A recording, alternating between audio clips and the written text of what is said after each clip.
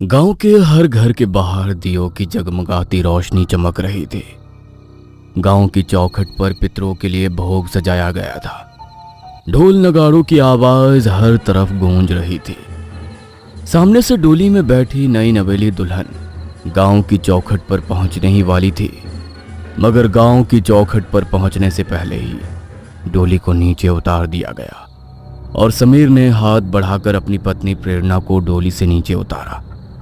समीर की मां ने प्रेरणा के हाथ में आरती की थाली पकड़ाई, जिसमें एक ज्योत प्रज्वलित थी और भोग के लिए उसमें कुछ मिठाइयां रखी हुई थी। ये लो बहू, इस आरती की थाली से गांव की चौखट पर जाकर पितरों का नाम लेकर आरती करना। आज की रात पितरों का आवाहन करना बहुत जरूरी है। उन्हें भोग चढ़ाना। आज की रात वही तुम्हारी रक्षा करेंगे।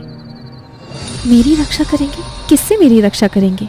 आज तक मैंने कभी किसी की शादी में इस तरह की रस्म नहीं देखी, जहां गांव की चौखट पर पितरों को आवाहन दिया जाता हो। पितरों को आवाहन तो हर कोई अपने घर के भीतर देता है, और गांव के हर घर के बाहर दिए क्यों जलाए गए हैं? आज तो दिवाली की रात भी नहीं है। दिवाली की रात भले ही नहीं है बहू, लेकिन यहाँ पर किसी की शादी की रात अमावस की रात से कम नहीं होती। अगर गांव के किसी भी घर की चौखट पर जलता दिया बुझ जाए तो अनर्थ हो जाता है। गांव पर मंडराने वाली प्रेत शक्ति वधू पर हावी हो जाती है। इसीलिए चौखट पर आरती ले जाकर पितरों का आवाहन करके उन्हें भोग चढ़ा दो। चलो। आशा की बातें सुनकर प्रेरणा कुछ घबरा सी गई, मगर वो अब उनके घर की बहू बन चुकी थी। इसलिए उनके घर और गांव की रस्मों को करने के अलावा उसके पास अब दूसरा कोई चारा नहीं था। इसलिए उसने गांव की चौखट पर पहुंचकर पितरों को आवाहन देना शुरू किया। वहां पर बज रहे ढोल नगाड़ों की आवाज अचानक से और तेज हो गई, मगर उनकी खुशी को कोई छुप कर देख रहा था। गांव के घर के पीछे काला लिबास पहने कोई शख्स उनकी तरफ ही देख रहा था। जैसे ही प्रेरणा ने आरती करके पितरों का आवाहन करना शुरू किया, तभी काला लिबास पहने वो शख्स गांव के एक घर की ओर बढ़ा और उसने उस घर के बाहर जल रहे दियों को बुझा दिया, और उसी समय आरती की थाली में जल रहा दिया भी बुझ गया। हे भगवान, ये तो घोर अनर्थ हो गया। आज से पहले तो ऐसा कभी नहीं हुआ कि आरती की थाली में जल रहा दिया इस तरह बुझ जाए। कहीं हमारे पितृ हमसे नाराज तो नहीं हो गए? बहू, तू ठीक तो है ना? बहू, बहू। माँ तुमसे कुछ पूछ रही है प्रेरणा। तुम माँ की बात का जवाब क्यों नहीं दे रही? अरे क्या हो गया है तुम्हें? कुछ बोलो तो सही। जब बार बार सबके बोलने पर भी प्रेरणा ने किसी की बात का जवाब नहीं दिया, तो समीर ने उसके कंधे पर हाथ रखकर उसे सहलाया। प्रेरणा ने उसी समय उसका हाथ अपने कंधे से झटक दिया। उसने पीछे मुड़कर समीर की तरफ देखा तो उसकी आंखें सुर्ख लाल हो चुकी थी और चेहरा सफेद पड़ने लगा था। उसकी सांसें तेज हो चुकी थी। उसने गुस्से में समीर की तरफ देखा। लगता है वो प्रेत आत्मा बहू रानी पर हावी हो गई है। जल्दी से मंदिर से सिंदूर लेकर आओ, जाओ। नहीं छोड़ूंगी, मैं किसी को भी नहीं छोड़ूंगी। बहुत समय से इसी दिन का इंतजार कर रही थी। अब मुझे इजाजत मिल गई, अब कोई नहीं बचेगा। प्रेरणा ने समीर की गर्दन को अपने हाथों में जकड़ लिया और उसके गले को बुरी तरह दबाने लगी। तभी गांव की एक औरत ने पीछे से आकर प्रेरणा के माथे पर माता रानी का सिंदूर लगा दिया और प्रेरणा उसी समय वहां बेहोश होकर गिर पड़ी। उस बूढ़ी औरत ने प्रेरणा के सर से 7 बार कुछ पैसों को वारा और उसे आरती की थाली में रख दिया। सामने दोबारा से थाली में रखे दिए को जलाया।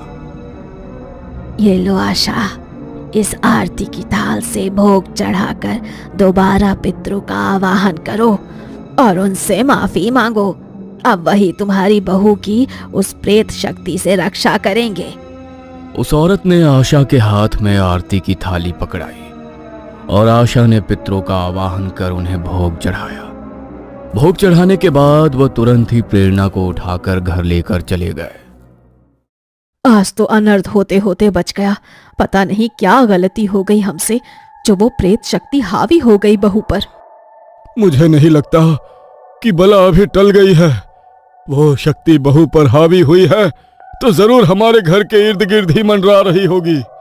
हमें कल के कल ही पंडित जी को घर पर बुलाना पड़ेगा।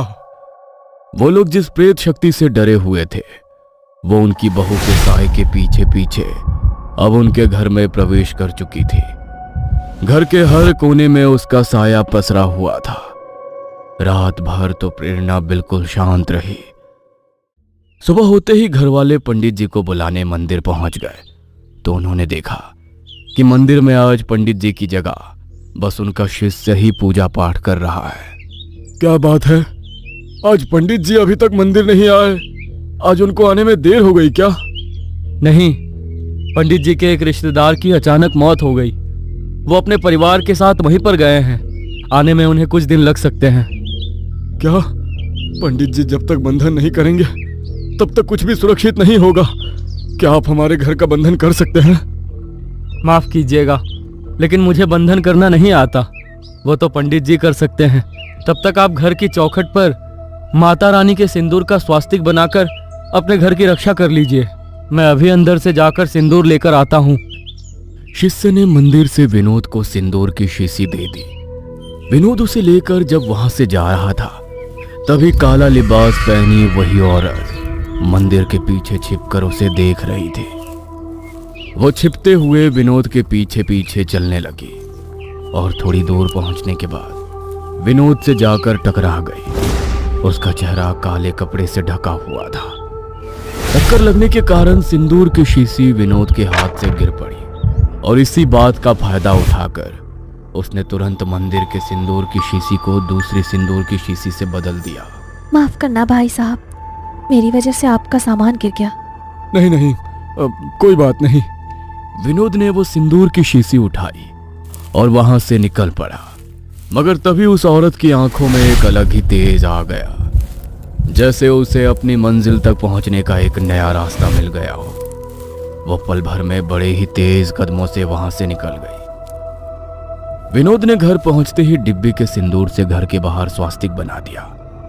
मगर वो नहीं जानता था कि यह मंदिर का सिंदूर नहीं है और अब उसके घर के भीतर उस प्रेत शक्ति को प्रवेश करने से कोई नहीं रोक सकता है। जैसे ही विनोद ने घर के भीतर प्रवेश किया उसके साथ एक काली परछाई भी घर के अंदर दाखिल हो गई। प्रेरणा बहू, आज तुम्हारी पहली रसोई है। खाने में सबकी पसंद का ही खाना बनाना और मीठे में हलवा जरूर बनाना। समीर को सूजी का हलवा बहुत पसंद है। काजू किशमिश जरूर डालना। ठीक है माँ जी, मैं खाना बना लेती हूँ। प्रेरणा खाना बनाने रसोई की तरफ जाने लगी। तभी उसे लगा कि पायल पहने कोई औरत उसके साथ साथ चल रही है। उसने अपनी नजरें घुमाकर देखा मगर वहां पर कोई भी नहीं था। कल रात के हादसे के बाद प्रेरणा पहले ही घबराई हुई थी, मगर उसे अपनी पहली रसोई बनानी थी, इसलिए इस बात को अनदेखा कर वो रसोई में चली गई। वह हलवा बनाते हुए अपने हाथ से करछी चला रही थी। तभी उसके हाथ पर किसी ने अपना खून से सना हाथ रखा और वो सारा खून टपक कर उस हलवे के भीतर गिर गया। इससे पहले कि प्रेरणा चिल्ला पाती, उसकी आवाज उसके गले में ही अटक कर रह गई। उसने जैसे ही मुड़कर देखा तो खून से सनी एक औरत उसके सामने खड़ी थी।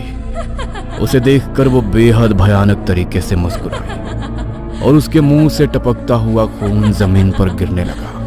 प्रेरणा इस हद तक डर चुकी थी कि वो हिल भी नहीं पा रही थी।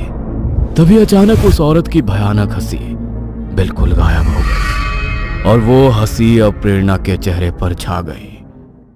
वो खाना लेकर टेबल पर गई, मगर उसने किसी की भी थाली में खाना नहीं परोसा और किसी बूत की तरह जाकर वहां खड़ी हो गई। अरे क्या हो गया प्रेरणा, तुम खाना क्यों नहीं सर्व कर रही हो? सबको भूख लगी है, खाना दो ना। समीर के इतना कहते ही प्रेरणा आगे बढ़ी और उसने कैसरोल के ढक्कन को उठाया।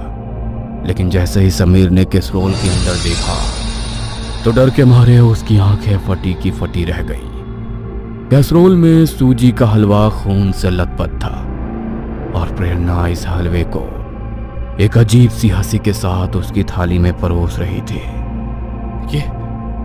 ये तुम क्या कर रही हो प्रेरणा? इस हलवे के अंदर ये खून कहां से आ गया? तुम मेरी थाली में आखिर ये क्या परोस रही हो? किसका खून है ये? प्रेरणा ने भयानक तरह से हंसते हुए समीर की तरफ देखा और उसके मुंह से भी खून रिसकर गिरने लगा। वो अचानक से समीर की तरफ बढ़ी और उसने समीर के बालों को पकड़कर उसके सर को सामने डाइनिंग टेबल पर जोर से दे मारा। समीर के माथे से खून का फवारा फूट पड़ा। तभी आशा भागती हुई वहां आई। ये तू क्या कर रही है बहू? दिमाग तो खराब नहीं हो गया तेरा? देख तो सही कितना खून निकल रहा है समीर के माथे से। हट यहाँ से, देखने दे मुझे। आशा प्रेरणा को धक्का देकर आगे बढ़ने लगी, मगर तभी प्रेरणा ने आशा की गर्दन को अपने दोनों हाथों से पकड़ा और एक ही झटके में उसकी गर्दन को मरोड़ डाला। आशा सीधी निठाल होकर जमीन पर गिर पड़ी। विनोद अंदर कमरे में सिंदूर लेने के लिए दौड़ा। वो जल्दी से सिंदूर लेकर आया और उसने सिंदूर को प्रेरणा की तरफ फेंका, मगर खुद पर सिंदूर पड़ते ही प्रेरणा जोर जोर से हंसने लगी। ये देखकर विनोद के पैरों तले से जमीन खिसक गई। यह कैसे हो सकता है? मंदिर के सिंदूर का इसके ऊपर कोई असर क्यों नहीं हो रहा? मुझे छोड़ दे, जाने दे मुझे। तुझे जाने दूं? तुम तीनों को चुन चुन कर मारूंगी, और जब तक तुम तीनों मेरी आंखों के सामने अपना दम नहीं तोड़ देते, मैं मुक्त नहीं हो पाऊंगी। क्या? हम तीनों को मारने से भला तेरी मुक्ति कैसे होगी? हमने तेरा क्या बिगाड़ा है? हमसे जो भी भूल चूक हो गई है, हमें माफ कर दे। माफ कर दूं? तुम लोगों को माफ कर दूं? भूल गया तुम तीनों ने क्या किया था मेरे साथ, गंगा के साथ। गंगा? हाँ, गंगा। और ये गंगा अब अपना बदला लेकर ही जाएगी। इतना कहते ही प्रेरणा ने विनोद के गले को कसकर पकड़ लिया और उसकी आंखों में वो सारी धुंधली यादें सामने आने लगी, जिसके कारण उन लोगों के साथ ये सब हो रहा था।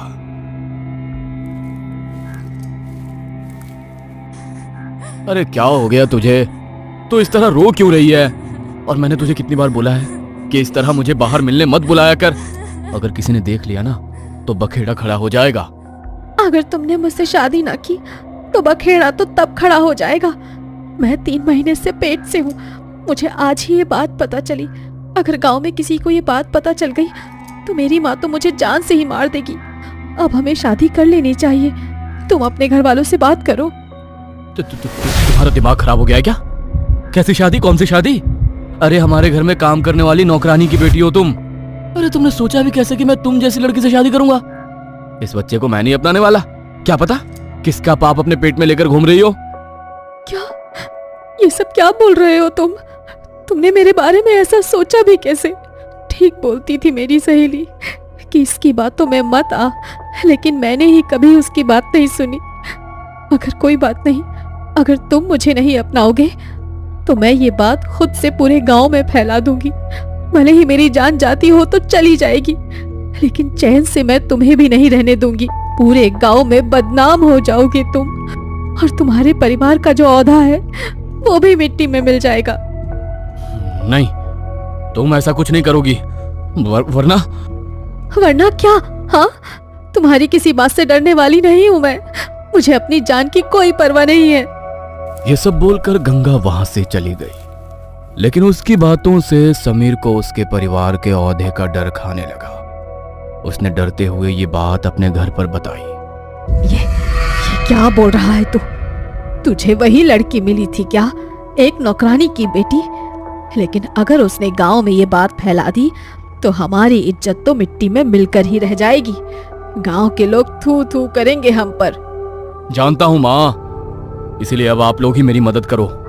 अगर मैंने उसे मारा तो उसकी कुछ सहेलियों को हमारे बारे में पता है और मैं उन्हें नहीं जानता। अगर उन्होंने गांव में ये बात बता दी तो और मुसीबत हो जाएगी और सबको पता चल जाएगा कि उसे हमने ही मारा है। तब तो एक ही रास्ता है, उससे तेरी शादी कराने का। उसके अलावा फिलहाल हमारे पास दूसरा कोई चारा नहीं है। लेकिन पिताजी, अब इस लेकिन के लिए हमारे पास कोई समय नहीं है। जाओ और कहो उससे कि तुम मुझसे शादी करोगे, बाकी की बात बाद में करूंगा मैं तुमसे। समीर ने वही किया जो उसके घर वालों ने उसे करने को कहा। उसने गंगा से शादी कर ली। गंगा बहुत खुश थी कि समीर ने उसे धोखा नहीं दिया, मगर वो नहीं जानती थी कि उसके पीछे उन लोगों की क्या साजिश चल रही है। दोनों मेरी बात सुनो, इसका 8वां महीना पूरा होने को आया है। जैसा हमने सोचा था अब वैसा ही करना है। अगर घर में एक बार बच्चे की किलकारियां गूंज गई तो और मुसीबत हो जाएगी। गंगा ऊपर वाले कमरे में कुछ सामान लेने गई थी और आशा की नजर उसी पर थी। जैसे ही गंगा सीढ़ियों से नीचे उतरने लगी तो आशा ने उसे सीढ़ियों से धक्का दे दिया और गंगा सीढ़ियों से गिरती हुई सीधा नीचे जाकर गिरी। उसके सर में गहरी चोट आई और वो जोर जोर से दर्द से चिल्लाने लगी, मगर उसके चिल्लाने की आवाज कोई सुन ना पाए, इसलिए समीर ने उसके चेहरे को एक कपड़े से बांध दिया। तुझे क्या लगा मैंने तुझसे शादी कर ली तो मैं तुझसे प्यार करता हूं? अरे मजबूरी थी मेरी, मजबूरी। अगर तुझसे शादी नहीं करता और ये बात पूरे गांव में फैल जाती तो बदनामी तो हमारी ही होती। लेकिन कोई बात नहीं, अब गांव वालों को कुछ भी पता नहीं चलेगा और ना अब तू इस दुनिया में रहेगी। गंगा सीढ़ियों से गिर गई है। इस बात का फायदा उठाकर उन लोगों ने उसके सर को जोर जोर से सीढ़ियों पर पटका और कुछ ही देर में गंगा ने अपना दम तोड़ दिया। उसकी मां पर दुखों का पहाड़ टूट पड़ा। उसके अंतिम संस्कार के बाद वो अपनी बेटी का कुछ सामान लेने उसके ससुराल पहुंची, मगर कमरे के भीतर वो लोग जो बातें कर रहे थे वो सुनकर उसके पैरों तले से जमीन खिसक गई।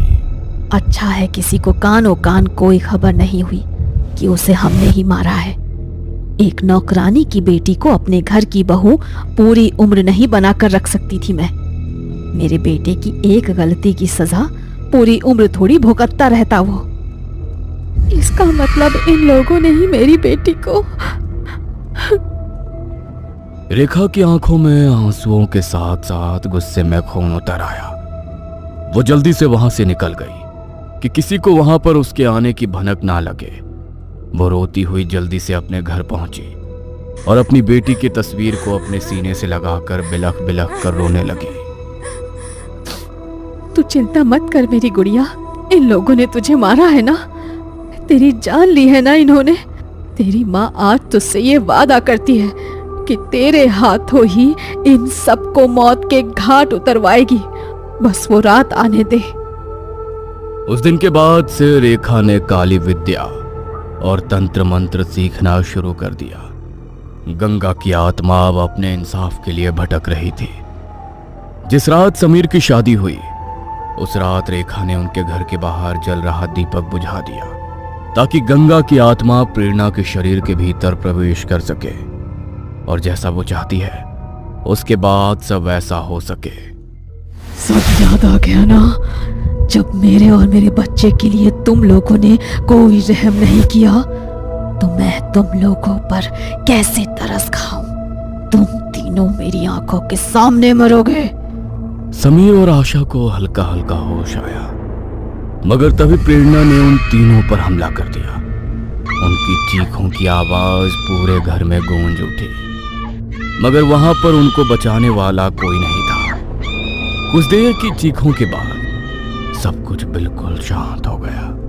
प्रेरणा बेसुध होकर जमीन पर गिर पड़ी।